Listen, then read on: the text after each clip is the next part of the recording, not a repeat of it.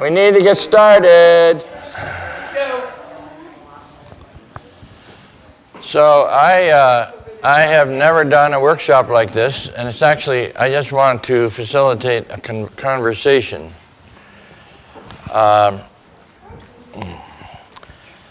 Most people probably know how I lost my legs. It was not in Vietnam. It was because of Vietnam, but it wasn't in Vietnam. After I was in Vietnam, I got very radicalized and conscientized. And many years later, I was attempting to block a munitions train carrying munitions to El Salvador and Nicaragua at the Concord, California Naval Weapons Station in Concord, California. And The kid on the tracks was you. yeah. So there were 3 veterans. We were starting a 40-day fast on the tracks. It was well publicized. The protocol was always to stop the train and have people arrested. It had been happening for 20 years at that location, except for that day. And that day, the train accelerated to over 3 times its speed limit of 5 miles an hour, 17 miles an hour. And the train crew was ordered not to stop, or was actually ordered to keep the train going. Under no circumstances was it to stop. And we had been vigiling there for 3 months already, and there'd been a lot of arrests. So when the train came, the 3 of us were on the tracks. We had written a letter to the base commander, told him exactly what we were going to do. We were going to fast for 40 days at that location. We expected to be arrested, but we were hoping that the base would uphold international law and no longer run trains that were killing innocent civilians in El Salvador and Nicaragua. Of course, we knew they were not probably going to stop running the trains, but that they would arrest us. So at high noon on September 1st, 1987, the first train came that day. It was our first day of a 40-day fast, and I did not get off the tracks in time. Actually, it was inconceivable that the train was not going to, it was just not conceivable that the train was going to run through us.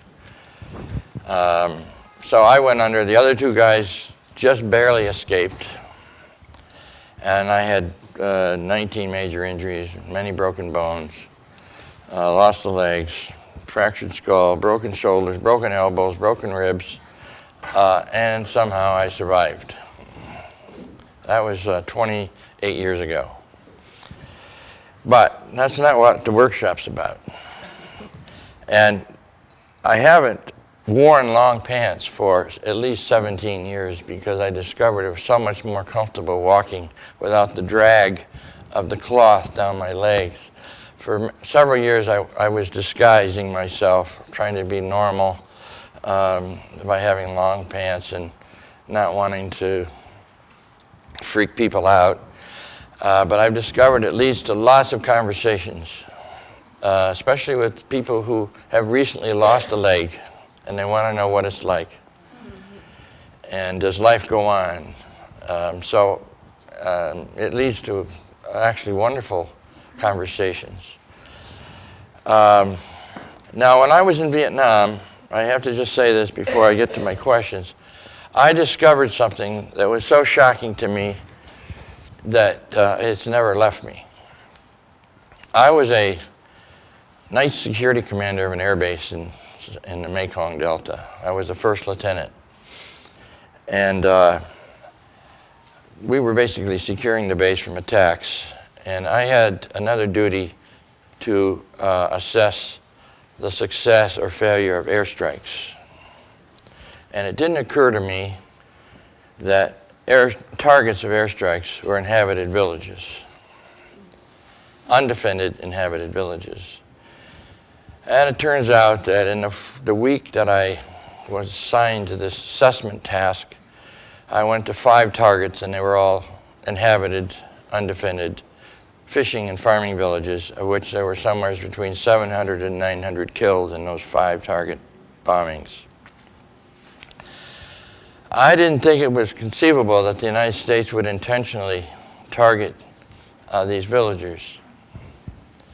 So I had been drafted out of law school. So I was in my second year of law school when I wound up going in the military. And I was 27 years old when I was in Vietnam, so I was a little older. And somehow I had to get to the bottom of it. I wanted to get an explanation for these bombings because it seemed like they were beyond comprehension. So I spent a day at our intelligence office in Saigon going over 7th Air Force bombing reports of the areas where I had witnessed the bombings and discovered that all these bombings were considered successful killings of Viet Cong. And I was meeting with our intelligence officers for several hours going over these reports. And they were telling me that they were mystified by their own intelligence, which had identified destruction of VC units, which were identified by letter and number, like Unit A7, that they'd all been destroyed in a bombing, in an airstrike, but that same unit was discovered a few days later in another location. And I said, well, now we know what the explanation is. They're simply bombing villages and calling them VC units. And they said,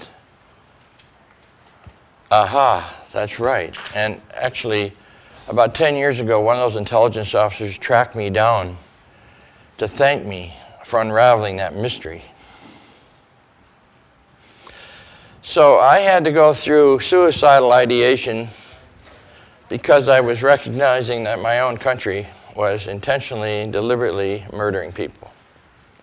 Now, in my subsequent years, I have studied the history of U.S. policy, world history, and U.S. history, and have discovered that the United States has invaded almost 600 times since 1798 in over 100 countries, and since 47 with the CIA has covertly intervened thousands of times. So it's our pattern as a nation state. We were formed on the theft of indigenous land by the genocide against the Native Americans. We then stole the labor from the Africans to build our early agricultural base. And then in the 20th century, we went all over the world stealing resources from the rest of the world to build our exceptional civilization called the United States. But because of that Vietnam experience, I knew that probably behind civilization, all civilizations, is lots of unspeakable behavior. And because we have committed all our interventions with total impunity, we have no memory. We live with no memory. Certainly no visceral or vibrant memory that's alive. We say, okay, we know that yeah, we did this to the Indians, that was terrible, but what are we going to do? Well, I think it's in our cultural DNA and that we have not recovered. And that the wool has not been pulled over our eyes, but the wool is our eyes.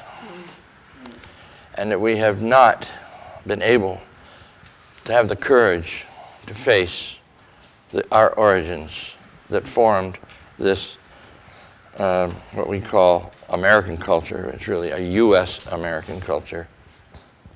And I have had to deal with this inside myself for 46 years since I was in those villages. I know that we're built on unspeakable genocides and suffering and misery all over the world and against the Mother Earth. So in my more recent studies of climate change, and I've been kind of studying solidly pretty consistently for the last year, reading as much as I can.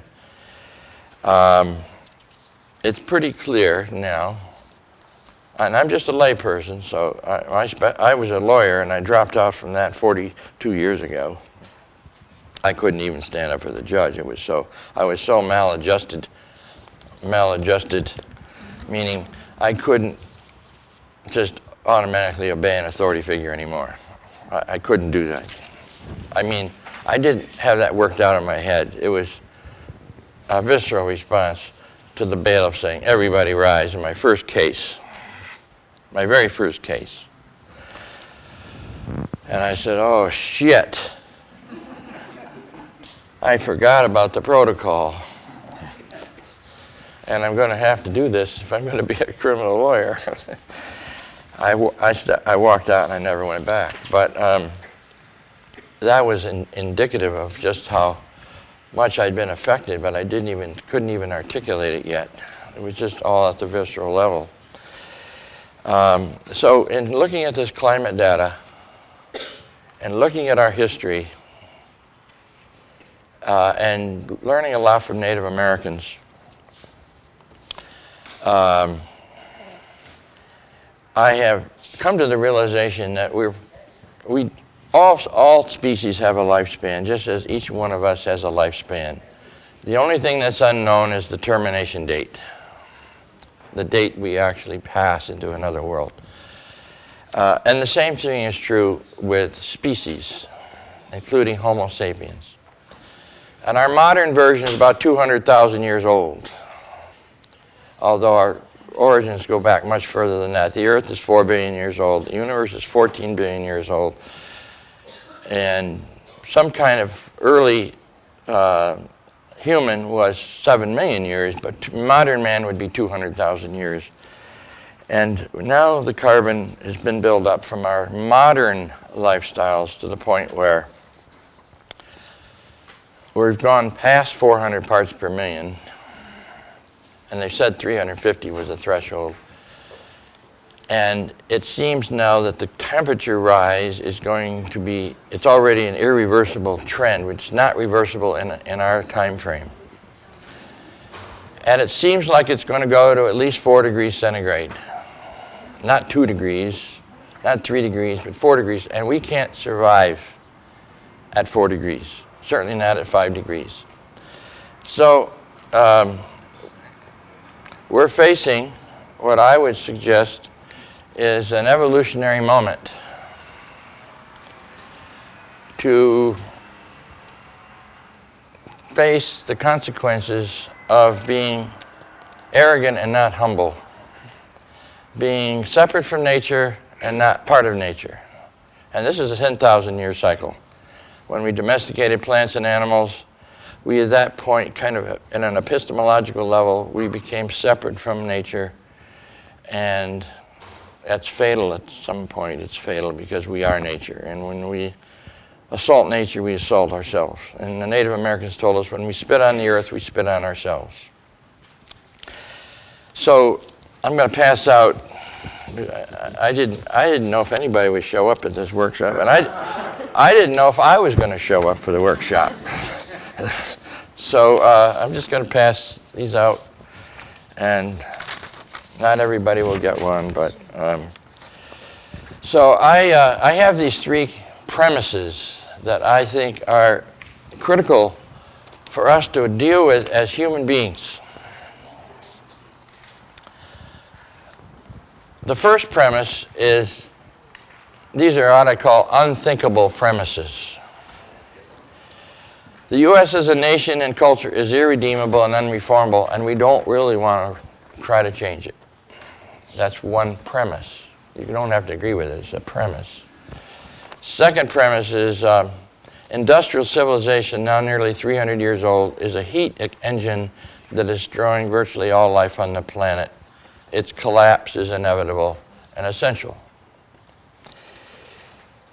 And the third unspeakable premise is the Gaia, or Earth life force, is in process of a massive correction of our species' wayward behavior, most noticed through warming, but other things too.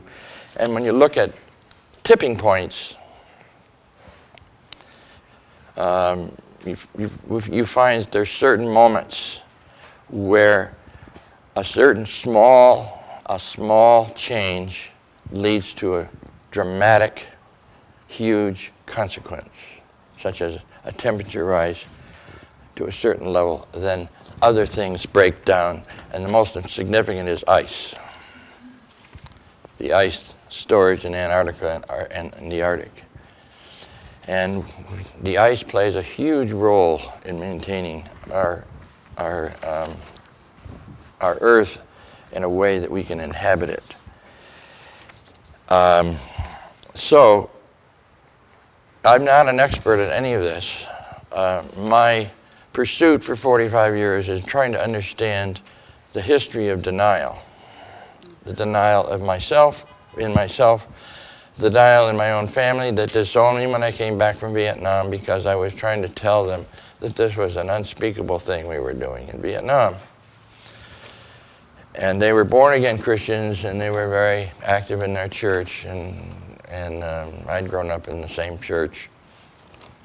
I was president of my Baptist Youth Fellowship when I was a kid, and I'd been a good athlete in school and a good student, and I was their good boy. And when I came back from Vietnam, I said I didn't want their church or their state. That I had to start on another path. So these questions, I have not had these notions for since I left Vietnam, but they've been kind of percolating in my brain for a long time, and more recently, it seems like the Earth is on hospice, is in a hospice situation. And I don't want to be in denial about it. And I don't want to pretend, because the whole society has been pretend since the 1600s. Pretend, pretend, pretend, lie after lie after lie. We're built on lies. We've never been able to deal with original genocide because it's so painful to think about. And it's even painful for me to think about what I did in Vietnam,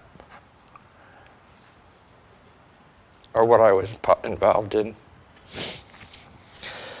It's been 46 years. But it changed my life. It actually awakened me. It actually blew out my paradigm. And I was so comfortable before, I don't know whether my paradigm would have been blown out. I wasn't interested in changing my paradigm. I didn't even know it was a paradigm. It was just, I lived in the wonderful country of America. And then I discovered I had to figure out a way to survive in it, morally. And I feel like I'm still suffering from, or dealing with the moral injury to happen to my soul. I call it moral injury. Some people call it PTSD, but it's a moral injury. It's something that pierced the essence of being human. And then when I realized our whole nation was built on it, and probably all civilizations are built on this, I started thinking, now what does this mean for us as human beings? Maybe this now is an evolutionary moment to come to grips with what compassion is about. Compassion and learning to live in the moment. Forget about whether we're going to survive or not. It's how are we going to be authentic right now, right in this moment. Let the chips fall where they may. But it's like an evolutionary mandate to come to grips with reality and all of its awesomeness. Life is awesome. It's sacred. We've been treating it as it's not sacred. We've been treating it as a commodity. So, since I'm not an expert at doing workshops or this subject, and I've had to deal with a lot of traumas in my life, which has required quite a lot of therapy, actually. And I've done it all without drugs and alcohol, which is very unusual for a Vietnam vet. But I've had a lot of help too along the way. So I'm not interested in talking a whole lot. I would like to know, I'd like to stimulate a conversation. And by the way, I did bring 3 of my books for those people who haven't seen my book, Blood on the Tracks. I have 3 left, actually. That's about all I do have left. And so I want to, I'm no expert. I'm not saying I know much of anything. I do feel like these questions are real, And I think when people are dying, if you've been around people who are dying, they often go into another consciousness near the time of their death. And perhaps this is, on our evolutionary journey, this is a moment where we need to come to grips with something far more than we've ever come to grips with. And that may be a wonderful thing, even if it seems it's uncomfortable and painful, but it may be a gift or an opportunity to become more real and more authentic. Because in the first world, we have not been real. We've been living on other people's misery for hundreds of years. And I'd like to be on this collective journey with lots of people and sorting it out and having lots of potlucks and conversations and practicing being in the present, being in the moment, being with the breath, because that's all we have. We have formulas for success and plans for this and that, but really all we have is in the moment and our breath. So I would like somebody to challenge all this, or just say it's a lot of bullshit, or humanity may be extinct because of climate change. it may become extinct. Yeah, and in the next few decades. And you suggested that it would be good for our mental health or for our spiritual evolution to come to accept the fact that species come to an end, just as individual lives come to an end. It is a paradox. If you don't want to be like, okay, that's okay, you know, I can get my head around that, and then humanity will be extinct, and then I'll just try to have as good of a life as I can while I'm here. That's kind of what I'm worried about. Well, having as good a life as you can while you're here might be learning how to be in the moment. Because in the moment you're with the universe. It's a pretty awesome place to be on a regular basis. I'm only practicing it, and I'm only still kind of a rookie. But it is amazing to practice. It's kind of a Buddhist concept, really. It's nothing really revolutionary, except in the West. It's kind of new. But I'm only suggesting things. I don't have any answers.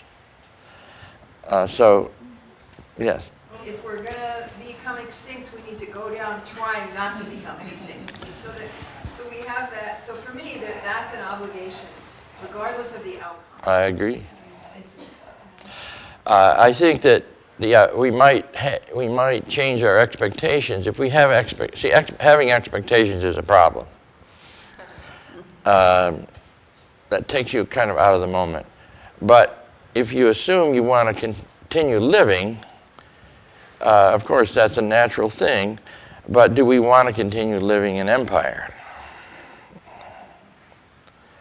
And so I think we have to get clear that we are living in a horrible, horrible empire. They're all horrible, I'm sure. But we're in this one. And so the question over here. How do we get together? Incidentally, on the paper, I do say that I'm distinguishing between unreformable and irredeemable state. And I say, but we as human beings are redeemable and reformable, but not as citizens of a nation state. That's kind of how I distinguish. I distinguish on the paper, if you have a copy of it, I distinguish there between, I'm saying that the nation state is unreformable and irredeemable, or our nation state, but I'm not saying that about human beings. I'm saying we're redeemable and reformable, or whatever the word you want, but not as a citizen of a nation state. We have to redefine, kind of understand in a new way a social configuration which is more close maybe to a hunter-gatherer community. I've spent a lot of time with the Zapatistas in Chiapas because I happen to really like their revolutionary process. They're all Mayan Indians, and their revolution was in 1994, and they took back their land. And they live in 1,300 autonomous communities, all communicating by runners. And they celebrate the fact that they're now free and that they will never agree to be a slave again, no matter what. And They live very self-reliant. It's a self-reliant area of Chiapas, Mexico.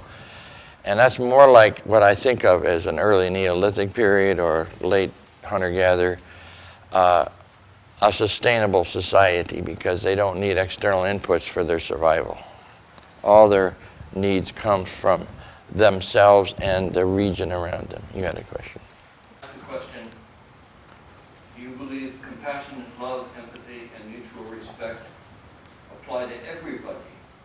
Should we try and apply it to everybody, including those people that do harsh, cruel things? Yes. How did you deal with the feelings and the experience that you had when your legs got cut off? Well, first of all, I have to tell you that I had no memory of the event. I suffered a severe skull fracture and actually lost my right frontal lobe, which was destroyed when I got hit by the train. And I don't have any memory, so I just know when I was in the hospital, they were trying to describe to me all the damages that had been done to me through this horrendous event. So I don't have memory of it, but I certainly remember having to deal with the fact that I was lying in bed in the hospital, being told I didn't have my legs when I had phantom pain in my feet. And I thought, no, I have my feet. They were sticking up at the end of the bed, but they weren't really my feet. They were right away. They had put on cast pylons and a phony foot, because they wanted me to begin walking as soon as possible just to the bathroom, so that would stop, reduce the atrophy in the muscles in my thighs. But I didn't know that for a few days. I was lying in bed all wrapped up. My whole body was practically wrapped. And they were telling me I didn't have my legs. I said, I have my legs. I can see my feet sticking up at the end of the bed, and I have phantom pain, which they were treating with morphine. It's like, I don't have legs, and I have all this pain, and but I think what, in a way, grounded me was I was doing exactly what I told them I was going to do. And why? I sent us detailed letters to the base commander 14 or 12 days in advance, explaining when we were going to start this 40-day fast on the tracks, why we were doing it, just citing international law and saying under Nuremberg we had an obligation to interrupt the criminal behavior of our government by stopping the flow of these munitions, which were all going to Salvador and Nicaragua, designed to kill innocent people. Later, of course, I was in the hospital 29 days, and I got very good treatment. The question emerged later was how was I going to deal with feelings about the train crew, 3 train crew members, the engineer, well, first the train crew, the engineer, and the 2 spotters on the front of the train whose job was to make sure the tracks were clear. That was their job. They were all Vietnam vets, still following orders. They were now civilians working for the Navy. This was a Navy base. And then a few months later, they sued me for causing them mental disorder for not getting out of the way. This was filed in federal court in San Francisco. I was served where I was living at David Hartso's house. You know David Hartso. I was living at his house at the time, and I was served with the papers, which was kind of like surprising. Like, oh, they're suing me. And then I wound up filing a suit against them and the Navy because no jurisdiction was going to file a criminal complaint against the train crew or their superiors. So we had to go into federal civil court, a civil case. But when I was in 3 years of pretrial preparations, that included 40 hours of depositions, which is part of the pretrial process. And I'm sitting in the room with the 3 train crew members and their lawyers, and me with my lawyer. This is standard depositional procedure. They get a chance to depose me, I get a chance to depose them. Did you get to depose the commander of the base? We tried.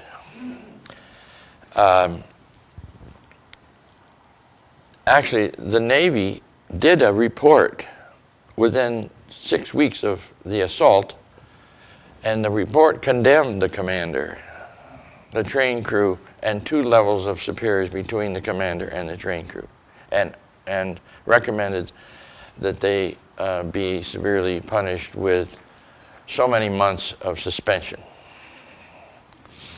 The Navy squashed that report, but we had a copy of the original report, which I still have. It's quite a good report. So when we were having in the depositions, those 40 hours, we get 1 5-minute break every hour to go to the bathroom. There's only 1 bathroom. It's very near the deposition room.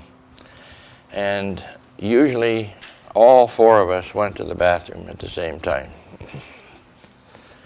And so since they were Vietnam veterans and I was a Vietnam veteran, and we would be all urinating in these urinals, looking at one another.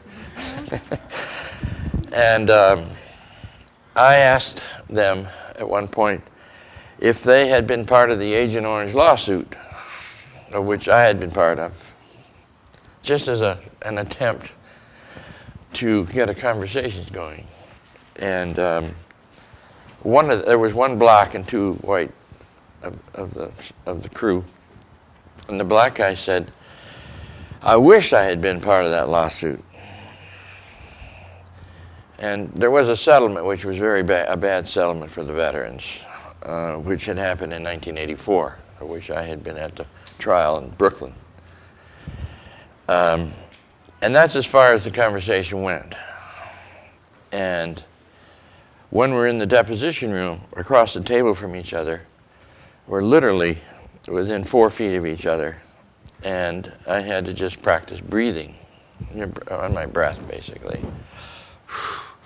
And at the end of the first day, my partner at the time, Holly Round, who helped save my life on the tracks, she said to the U.S. prosecutor who was conducting the deposition, he said at the end of that 8 hours, we're sitting under a picture of Reagan and Bush. This is a federal building, so it's the president and the vice president. They're in all the rooms. And he said, I think in an effort to establish rapport, he said, "Boy, it was really hard spending 8 hours looking at those 2 guys above you," as if he was a Democrat and didn't like these. And Holly said to him, immediately come back, she said, "Well, what do you think it was like for me to sit across the table from 3 men who tried to murder my partner?" Whoa. That was no thought, that was not premeditated, that just came out. And I thought that was a pretty good response. But I did not have any serious psychological issues for about 5 years. Partly because I was doing exactly what I said I was going to do. And oh, by the way, we found out in depositions that the train crew had been ordered not to stop. Then indeed the FBI report of the 1 video footage that was there to document my arrest, which got this amazing footage of this 1 guy in the world history who survived being run over by a train, all on camera. They said, yeah, the train was moving at almost 17 miles an hour at the point of impact, which is more than 3 times the legal speed limit at that point, that location. And while I was in the hospital, there was an FBI agent in Peoria, Illinois, Jack Ryan, who was fired after 22 years as an FBI agent for what? For refusing to investigate me and 3 other veterans as domestic terrorist suspects from a year before, 86. This happened in 87. So I was a terrorist suspect. The train had never violated protocol at that location. They always had lots of police there to make arrests, but not that day. So it turns out you could kind of construct the scenario as an intentional murder, or certainly an attempt of an assault with intent to commit harm. But we couldn't get any jurisdiction to bring criminal charges. We could file the charges, but nobody would accept them. The county, the state, or the feds, and we tried all 3 levels. I'm not so much concerned about the legal aspect, Yeah. which is very interesting, but here you are as a human being, and you wrote in your document for us that compassion and love and kindness are crucial They are. for where we are. My question was, personally, how does that apply, how did that apply in your life vis-a-vis the people that were responsible for this? I felt sorry for the train crew for sure, Yeah. because they were following orders and they hadn't learned this idea that you didn't have to follow authority, you didn't have to obey authority. Right. I did attempt to meet with the commander again when I got out of the hospital, Yeah. and he, of course, refused. And in fact, he was replaced soon with another commander. Probably his career was pretty much over by that time. But I have never really felt bitter towards any of the authorities. You have compassion and love. Well, I don't know. I mean, I felt compassion for the train crew for sure. Yeah, yeah. I felt we were peers. And I never met the 2 intermediaries between the commander and the train crew. I know their names. And I never met the commander, but I'd see him in the distance. And I never remember, though, feeling or harboring any bitterness. Now, whether I had compassion, I'm not sure at the time. Now, I have developed a lot of compassion over the years about a lot of things as a necessity to survive. My nervous system, my spirit, my soul requires this, honoring this connection with everything. And I didn't say in my opening remarks that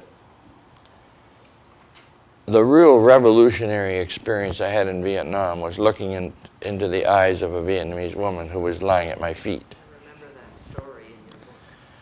And her eyes were open because the eyelids had been burned off by the napalm. But I was in shock myself, but I was looking. I couldn't walk any further because she was at my feet with holding 3 children. There were dozens of bodies everywhere. And I was looking at her. I was struck by seeing her open eyes. I was almost intoxicated looking in her eyes. And at that point, I knew that she and I were the same. We were one. She was like my sister, if you will, or my family. I have never recovered from that. I mean, that's irreversible knowledge. And in a way, it was a principle about the universe. Everything's connected, including me with everything else. Now, that doesn't mean I've always had compassion, which is what I do believe is an imperative. It's an imperative to survive, no matter what's happening. But that experience was such an epiphany. I didn't want it. I mean, I wasn't even looking for it. I was hoping it wasn't a lasting experience, because I was a very successful guy, and I didn't want to lose that. And I knew it was gone. You know, it's an advantage, but I mean, at the time, it was really painful. And I was suicidal. I was suicidal in Vietnam for a couple of 3 weeks, trying to deal with this And shortly after I had been in those 5 villages, I read an article in Stars and Stripes. This is getting away from your question, but I read an article in Stars and Stripes, which is a newspaper for military people, about a guy in the States that had been jailed for burning the flag, the U.S. flag, which, by the way, I can't stand to see it, and I notice on the flagpole down here. I think the most violent symbol on the planet to me. But and I was sitting on my bunk with my head in my hands, thinking, the pilots on this very base I was at, protecting their planes, because I was the night security commander, they all got rewards for burning those people with napalm. And there's this young guy in the States who's in jail for burning the symbol for that policy of burning human beings. And that was a mind fuck for me. It's like, oh my God, how do you grasp with this incredible, diabolical contradiction of you punish somebody for burning a symbol of imperialism while we're rewarding the people who are bombing people under imperialism. So that was a moment at which I wasn't sure I was going to survive. Because it was, but so in a way, that experience prepared me for a lot of painful ahas. And so in some way, maybe my mother's love gave me a grounding that enabled me to be more resilient. I have no idea, but I've done it all without drugs and alcohol, which is kind of amazing. Not that I even intended to do without drugs and alcohol, but I guess that experience was such an incredible experience. I wasn't seeking any big distractions from some deep awaiting that gave me a sense of authenticity that I hadn't had before. Like, wow. But it is hard to deal with the lie. And so I had therapists constantly that were in my life, even in the early 90s. The assault happened in 87, but I started going to therapy in 91, and a Jungian therapist. Thank you for that answer. Back there. First, I offer my deep apology to you for anything that I have done unintentionally or left undone that I could have done that got you to Vietnam. They say all that evil takes is for good people to do nothing. Let me make 2 comments. One is, life is far more divinely awesome than we know, because by the fact that I was drafted out of graduate school, which I didn't particularly want to be drafted out of graduate school, but I was for the war, you have to understand. I wasn't opposed to the war at the time. But I was sailing along in graduate school, I didn't particularly want to be a soldier. But because of my experiences in Vietnam, I really had an awakening. And I don't know whether I would have had that awakening if I hadn't been there. So I'm just saying, I don't even know how to explain that. It's just that life is an awesome journey. And so I just want you to know that because I went to Vietnam, I really did get it. And I was really a comfortable white male in graduate school. And I didn't want that notion to be disrupted. And so I think the divinity had another plan. I was going to be disrupted.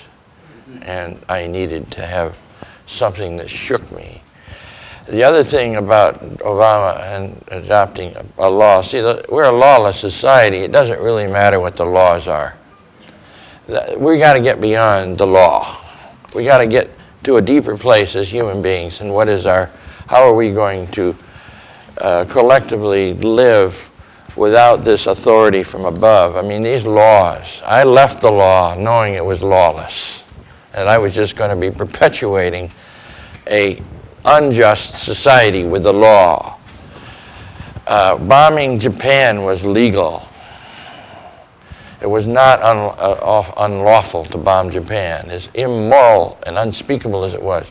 So it doesn't matter what Obama would do or say or what laws are passed. Those laws don't have much impact around the world when it comes to maintaining U.S. hegemony over geostrategic resources. We're going to do what we need to do to maintain our civilization, which all of us are complicit in maintaining simply by driving to this conference, of which I was one. So it's quite more complicated, but if we are all part of the problem, and we are all part of the kind of the new consciousness unfolding. It's like I think this is an evolutionary moment for us to grasp that we've been full of bullshit, and now it's time to get real with compassion and love and empathy and learn how to be in the moment and practice it. And forget about formulas for success or plans to do this. We have to really, it's an urgent moment to discover the awe of life that's not distracted by materialism and plans to do this or that. And I don't have the answers. I don't know where it goes. But these kind of conversations, I think, are helpful.